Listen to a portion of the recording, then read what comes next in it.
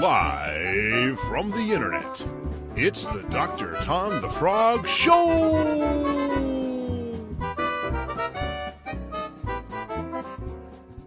Hi-ho, this is Dr. Tom the Frog, and you're watching the Dr. Tom the Frog Show, where we talk about RPGs. Super excited, we got another backdrop by Jeff Brown, and you can check a link in the back of the show. But today, we have got, from across the pond, we've got David McGrogan. How are you doing, David? Hello, everyone. I'm doing fine. It's the first day of spring here. It's like almost 20 degrees outside. It's fantastic, so I'm very happy. I'm feeling in a good mood today. You've got this game called Yoon Suin, and is it about like tort reform for American Southern people? What's up with that? I don't know. The name, I don't know. It's just what the people in Yoon Suin call it Yoon Suin, so I'm just channeling their culture and their language, you know. So it's best not to ask me why it's called that or where the name comes from. You know, you just have to learn the language and figure it out for yourself, I guess. What is this game? Well, it's not so much a game as really a kind of a setting, really. I don't think you'd have to have Dungeons and Dragons or an equivalent to really run it, I suppose. Although most of it is kind of neutral and you could use it for any game that you wanted to play. It's more like a supplement, really. And the idea is it's a kind of like a toolbox or a collection of tables to allow a dungeon master or a game master to create their own version of Yoon Suin. So they can create a country, a land that's very strange in which to play games and run the games that they want to play. It's a table-filled resource setting creation monster? That sounds cool. That's exactly what it is. Tell me more. Okay, so it's probably getting on for 325 pages, and I'd say about 80% of it is tables. And you roll dice and you consult the table, and it tells you all kinds of interesting results. Like results like critical hit look, like how in depth are these results? Are they customizable?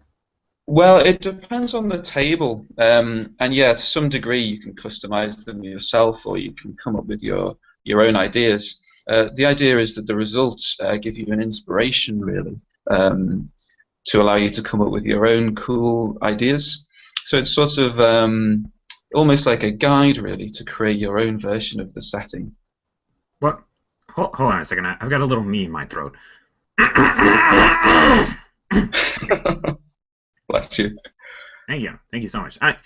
So, which one's your favorite region? Oh, that's a difficult question. I would have to say my favorite region is the one that's called the Mountains of the Moon. The reason it's my favorite is that that's where Yoon Suin originally came from. I was running a game of D&D with some friends, and I wanted to run a kind of version of D&D which is based on ancient Tibet, because I started thinking about how D&D settings are often based on real-world mythology, you know, like European mythology or Arabian mythology or Chinese or something like that. But I'd never found anything to do with Tibet or Nepal, the Himalayas. So I started running a game set in something like a kind of fantasy version of the Himalayas. And that's where my idea for Yoon Suin kind of first sprouted from. So that area of Yoon Suin is called the Mountains of the Moon, and so it has some kind of sentimental attachment for me, I think. Oh, neat. That's really cool. What's the craziest table? What's the table that people just love? The one, for some reason, the one that has the most interest is the one that allows you to create a ghost. So let me just see if I've got the book lying around somewhere. Oh, you should show it off. I want to see. I heard it's really pretty. Here it is. So this is the book, Yoon Suin. Let's see. Let me find the ghost table. So you can create like a ghost who is. It gives you the details of what kind of ghost it is. Like, is it an old man or is it girl, or is it an insect, or is it a fungus, a ghost fungus? Then you can get its appearance. Is it grossly fat, or is it putrescent, or extremely pale, or something like that? And then you've got different methods of haunting. So some ghosts might like to skin their victims. Some ghosts might like to blast your sanity. Some ghosts might want to give you strange diseases. And then there's all kinds of abilities as well. So people really like that one. That's one people always seem to mention in the reviews for some reason.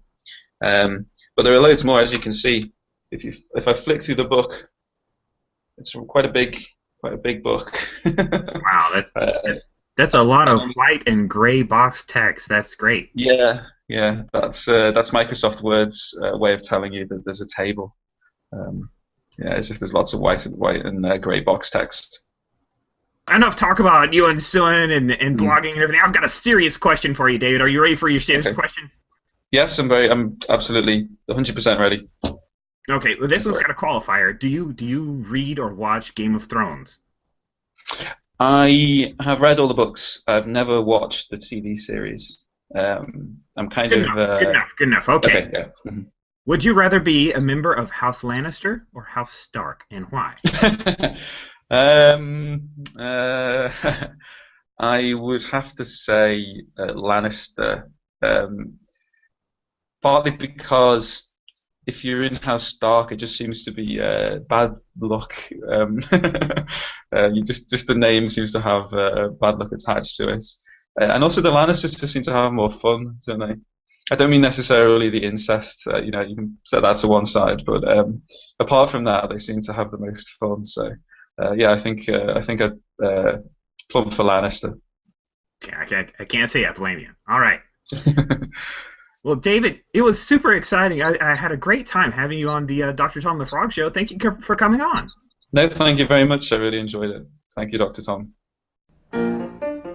You just watched the Dr. Tom the Frog Show, and we hope that you liked what you saw, yo. But if it was a big waste of your time, well, it's free, so that's not a crime. But if it was a waste of your time, yes, it's free, so that's not a crime.